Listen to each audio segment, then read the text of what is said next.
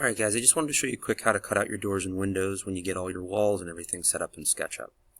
So you should see something like this, have all your walls extended up. Remember, everything should be at this point set up to 8 feet, and you can measure if you need to, and you can always throw in a guide to make sure that that's set to 8 feet.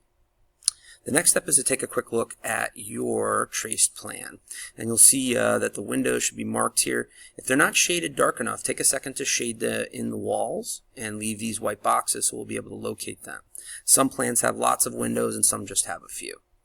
So the first step here, and you'll see down on the bottom, we'll start with this window down here, is going to be to create a guide away from the edge of the wall here, just one box or 12 inches. And then the boxes here for the window we can count, which is 1, 2, 3, 4, 5, and we're going to call it 6.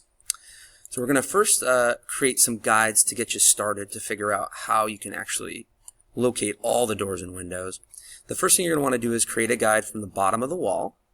And so you'll need to just find a red dot anywhere on the bottom of the wall edge up here and pull a guide up to 36 inches.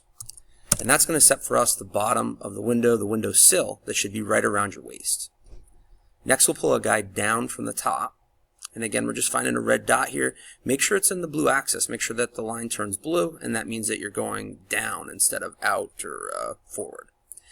And in this case, we want to just hit 12 and enter for 12 inches because we want to set the tops of the windows to just be 12 inches down from the top of the wall. Next, we're going to just reference our drawing again, and we can see, remember, we're going to put a 12-inch offset real quick, just a guide, so that we know where the edge of the window is going to start, and then we have 6 feet for the width of the window. So we're going to use the tape measure again. We're going to pull a guide anywhere from a red dot here on the edge. As we pull that in, just hit 12 and enter. And the next step is to pull a guide from that guide to set the other side of the window. And because we counted the boxes, we know it's 6 boxes or 6 feet. So we're going to type in 6 feet and enter. Once you get the guides in place, you're just going to use your rectangle, find the corner, and you should get an X to tell you you're at the intersection. And you're going to stretch your rectangle out to snap to the guides.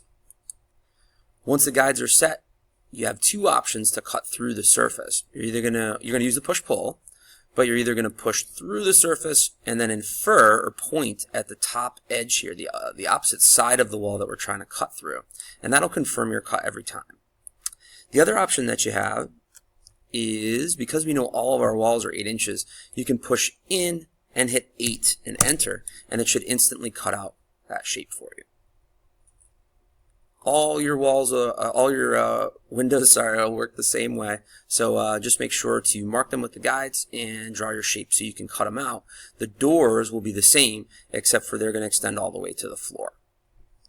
Thanks for listening, guys. Make sure to ask questions of me if you get stuck.